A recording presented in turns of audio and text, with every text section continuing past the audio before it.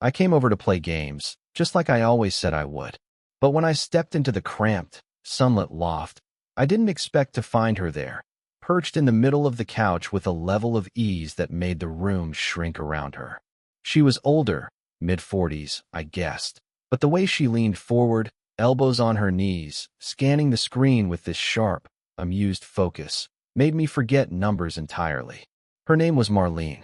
I'd met her a few times through her brother, the guy whose apartment I'd invaded under the guise of just playing some games. She didn't smile a lot, or maybe she just saved her smile for the moments that counted. Today, though, she was smiling in a way that caught me off guard. Small, knowing, like she had already figured out something about me I hadn't even noticed myself. I lingered by the door, holding a controller awkwardly, pretending I was waiting for someone else to start the game. That's when his sister, no, Marlene herself, shifted, brushing past me slightly as she scooted closer to the edge of the couch. "This is the real level," she said, half laughing, half serious, and before I could process it, she sat down, too close, too deliberate, yet somehow casual, on my lap. The air went weird. My pulse spiked. I could feel the faint heat of her arm brushing mine. My brain scrambled, trying to think of a joke, a move, anything that would keep this from turning into a disaster. But she didn't flinch, didn't move away, and instead pointed at the screen like she owned it. "See, you're doing it wrong." I opened my mouth, closed it again, then gave a little nervous laugh. My fingers twitched on the controller, not because of the game, but because of her, because of the way her shoulder pressed lightly against mine, because of how easily she seemed to command attention without even trying. There was something confident about her, not flashy, not loud, just a quiet certainty that made it impossible to look away. I noticed little things, the curve of her hair catching the light, the subtle tilt of her wrist when she gestured, the way she spoke so precisely yet casually, as if she were used to people trying and failing to keep up. I realized I had been holding my breath without noticing. Then, just as quickly as it had happened, she leaned back slightly, brushing past me again as she grabbed a soda from the tiny table. Our eyes met for a fraction of a second longer than polite, longer than necessary, and something inside me tightened. A spark, maybe. A recognition that this was not the same Marlene I'd seen at family dinners or in passing on weekends. There was a depth to her, a layer of warmth and mischief tangled together, and it unsettled me in a way I couldn't name. I tried to focus on the screen, on the game, anything, but my attention kept flicking back to her. The way she hummed softly to herself as she concentrated, the faint crease of thought in her brow, the subtle tilt of her head when she caught me staring. All these tiny things that shouldn't have mattered, yet did. By the time I realized I hadn't actually started the level, she had leaned back with a triumphant smirk, and I was still frozen, holding the controller like it might explode. I laughed nervously, but the sound felt hollow because all I could think about was the way she had made the entire room feel smaller, warmer, somehow charged with a quiet electricity I couldn't ignore. And then she glanced at me, just briefly, as if testing me, and I knew I would replay that look in my head for hours, maybe days. I had come over to play games. And yet, somehow, I had already lost. It wasn't supposed to be complicated. I had come over to help Marlene with the new shelving in her little bookstore, just lifting boxes, holding a ladder, the easy, mundane stuff. But complexity seemed to follow her like sunlight, slipping into every corner. She stood on the top rung, measuring tape in one hand, brow furrowed, lips pressed tight. I noticed the faint tremor in her fingers when she adjusted the shelf, the slight slump of her shoulders like the weight of all her responsibilities rested on her alone. I didn't say anything. I just handed her the boxes, careful not to touch her, careful not to make her aware of how closely I was watching. "You've got to keep it level," she said, not looking at me, voice steady but just a little clipped. I caught the edge of tiredness in her tone, the way her eyes flickered to the corners of the room as if calculating every imperfection. She was always so precise, so controlled. I wondered what happened in the moments no one was watching. What cracks existed beneath the confident exterior. When she finally stepped down, She let out a small sigh and rubbed her palms along her jeans. I saw it, the quiet exhaustion in her movements, the way she flexed her hands like she needed to remind herself they still worked. "You've been doing this long?" I asked, trying to fill the silence without intruding. Her laugh came soft, almost surprised, like I'd caught her in an unguarded moment. "Long enough to know I hate heights," she said, brushing a stray strand of hair from her face. Then she paused, looked at me, and for a heartbeat, her eyes softened, almost vulnerable, before she folded them back into their usual shielded reserve. I wanted to reach out, say something comforting, but I didn't. Instead, I watched her straighten up, tracing the line of the shelf with her finger. Her hands were deliberate, careful, like she was mapping out a world she could control.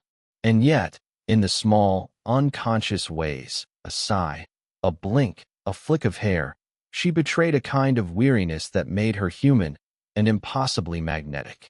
"Need a hand with the last one?" I offered, trying not to let my voice shake. She shook her head gently, but the corner of her mouth quirked into a faint, almost imperceptible smile.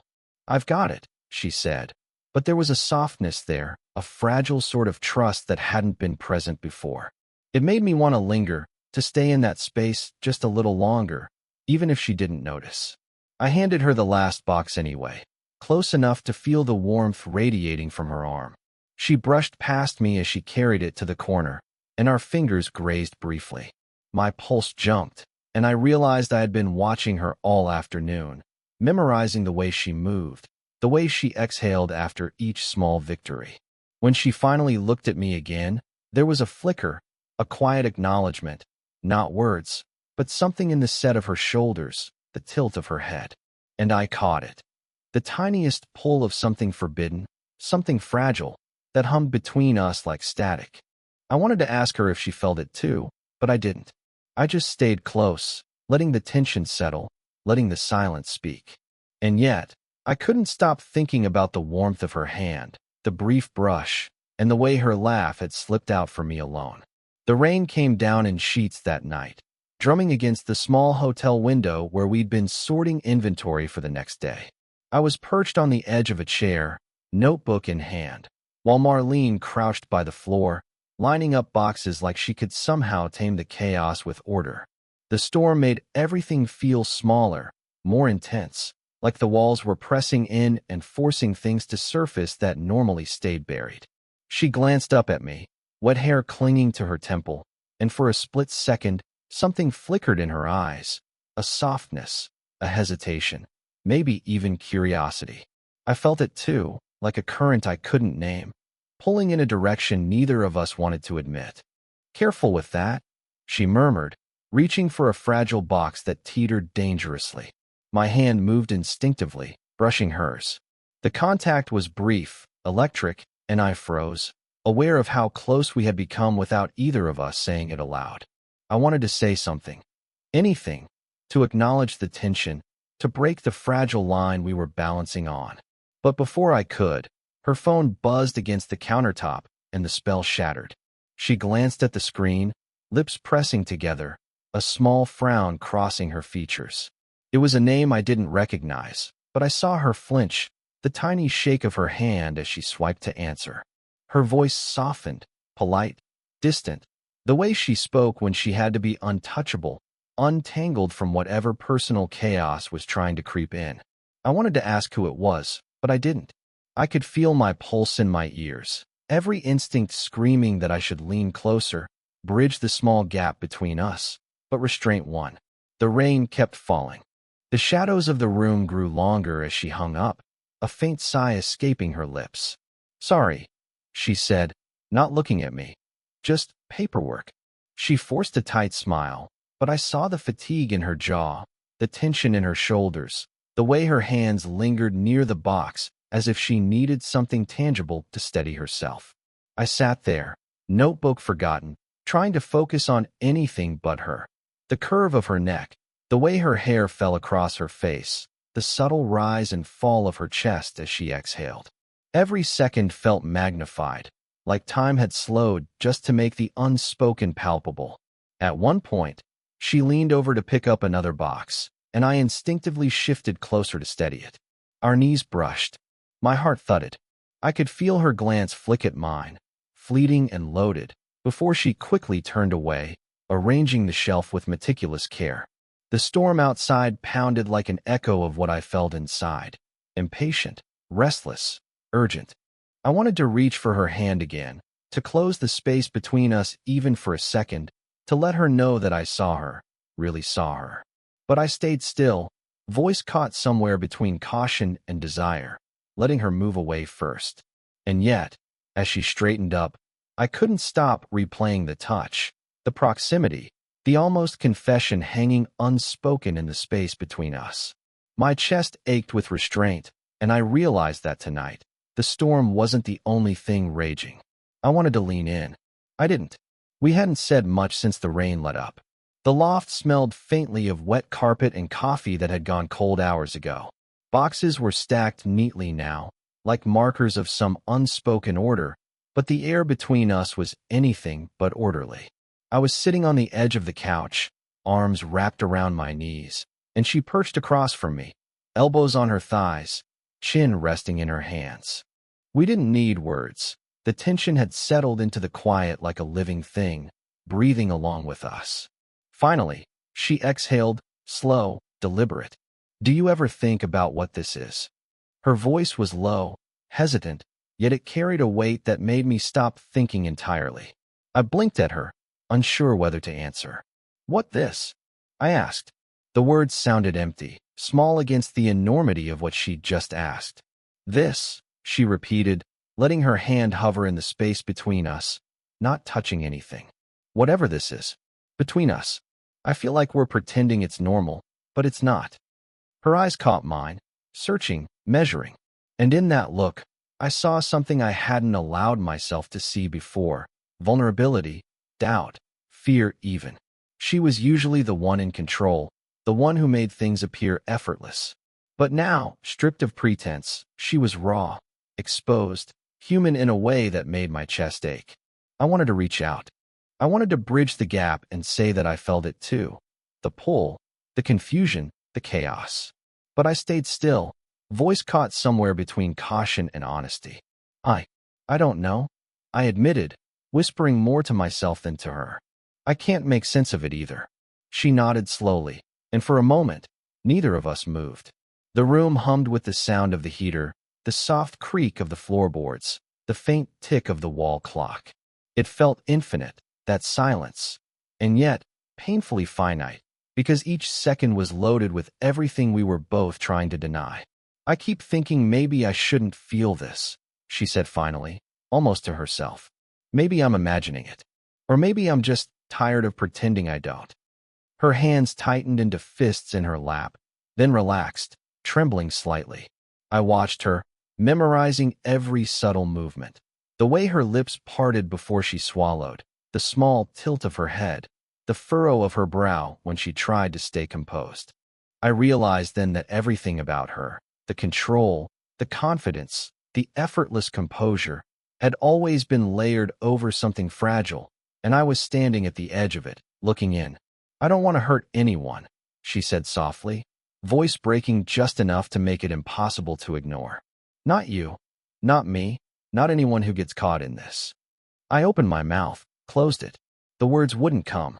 Instead, I just let the silence grow heavier, letting her honesty fill the space we had both been avoiding. She leaned back, eyes flicking to the ceiling, then finally at me again. "I don't even know what I'm doing," she admitted. "And I think, maybe I never have." And in that moment, I realized I didn't know either. I wasn't expecting to find her sitting on the floor of her living room, knees pulled to her chest, a small, worn photo in her hands. The light from the street lamp outside fell across her face, painting her in soft gold and shadow. She looked fragile, almost younger than she was, like the weight of time hadn't yet settled fully on her shoulders. "You," she started, voice tight. "You remind me of him." I froze, trying to figure out how to respond without breaking whatever fragile moment she had opened. I didn't know who him was, someone from her past, I guessed, but the way her hands gripped the photo, tracing the edges as if memorizing it, made my chest tighten. "He who?" I asked carefully, kneeling a step away. I wanted to stay close, but I didn't want to crowd her. She didn't answer immediately. Instead, she inhaled slowly, letting the silence stretch between us. My brother's friend. He died years ago. I never got to say goodbye properly. Her voice faltered, catching on the words she'd kept locked away for so long. I didn't speak. I just watched her, noticing the tremor in her hands, the way her eyes shimmered as she blinked back tears, the subtle exhale that carried both relief and grief. She was usually so composed, so in control, and yet here she was, human, raw, vulnerable. I keep thinking about what it would have been like if he'd stayed, she whispered, voice breaking. If I'd done something differently. I wanted to reach out, but I didn't. Instead, I let myself remember the look she had given me earlier, fleeting, soft, almost questioning, and I realized she was testing me. Not for answers, not for comfort, but for presence. She needed someone to simply sit with her, without judgment, without words that tried to fix anything. I'm sorry, I said finally, quietly, because I didn't know what else to say. I can't imagine it. But I'm here.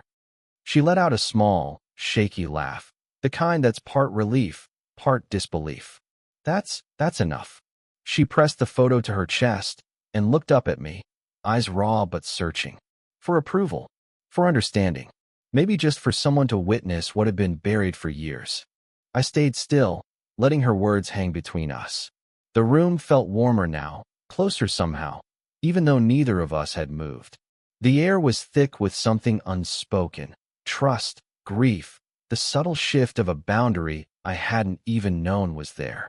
Then, as if on impulse, she reached out, fingertips brushing mine as she handed me the photo. Not demanding anything, not asking for reassurance, just a quiet invitation to share her memory. My pulse spiked, and for a second, the world narrowed to that small touch, that fleeting connection, that silent acknowledgement of everything she'd carried alone. I looked at her, and she looked back, eyes shining with the weight of her past and the fragile hope of being seen. And I realized, without her saying it, that nothing between us could ever be the same again. We didn't speak for a long time, not because there was nothing to say, but because everything that mattered had already been said without words.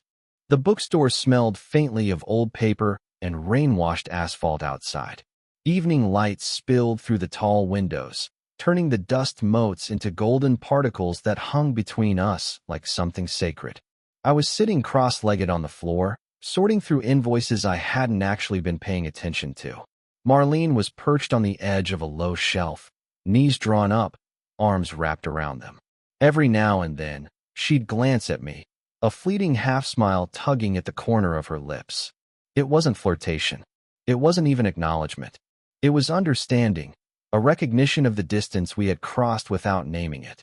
I noticed the small tremor in her hands as she rested them on her knees, the faint curve of her jaw as she tilted her head to look at me, the slow exhale that let the tension fall just a little. And in that quiet, I understood that this wasn't about passion or sudden confessions. It was about presence, about being here, right now, with her, and having her be here with me. I didn't expect it would feel like this, I said finally, my voice low, almost hesitant. She didn't answer immediately.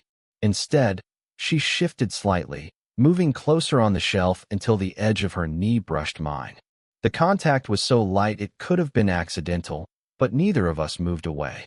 I didn't either, she admitted, softly, her eyes tracing my face as if memorizing it. And yet, it feels right.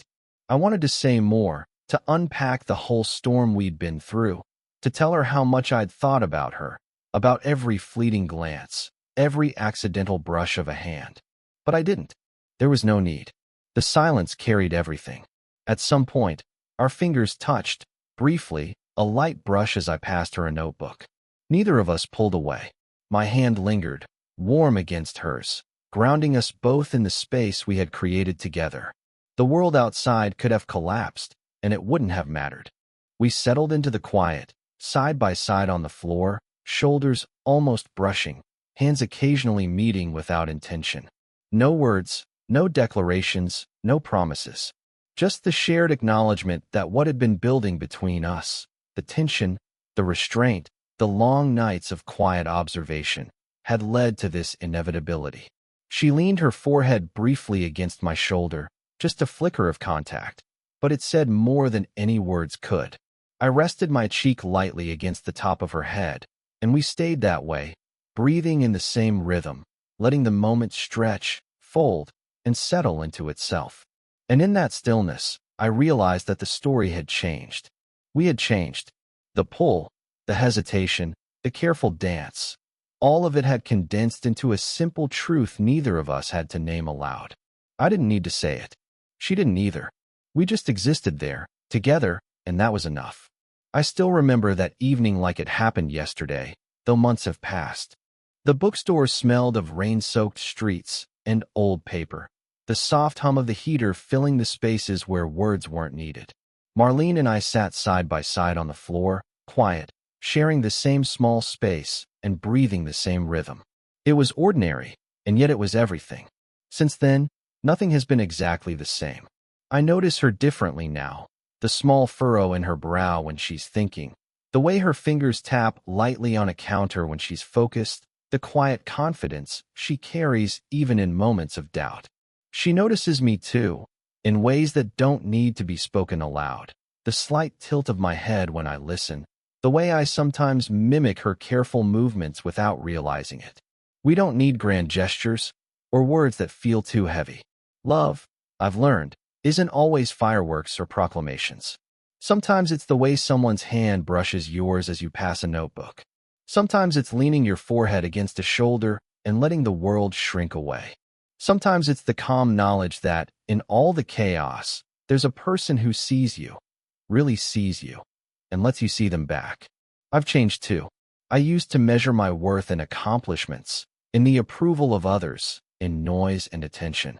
Now I measure it in moments like this, shared silences, small laughs, understanding that doesn't need explanation. I've learned to slow down, to notice, to stay present in the spaces that matter most. Marlene has changed too. I can see it in her subtle ease, the way she allows vulnerability to touch her without letting it define her, the quiet trust she places in me even when she would have once carried everything alone. She hasn't lost her confidence, her control, or her intelligence.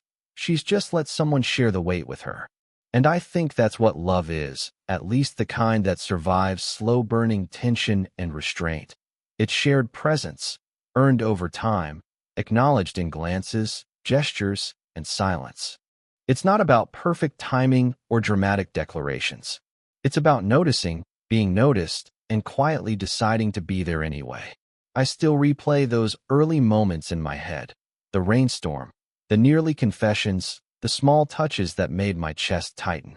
They weren't fireworks, not really, but they were more than enough. They were the start of something quiet, persistent, and real. And now, looking back, I can say with clarity, some things are inevitable. Some connections are worth waiting for. And sometimes, the story you thought was about games, or boxes, or mundane tasks, is really about the moments that make you feel alive in someone else's presence. If this story made you feel something, let me know in the comments. Would you want more stories like this?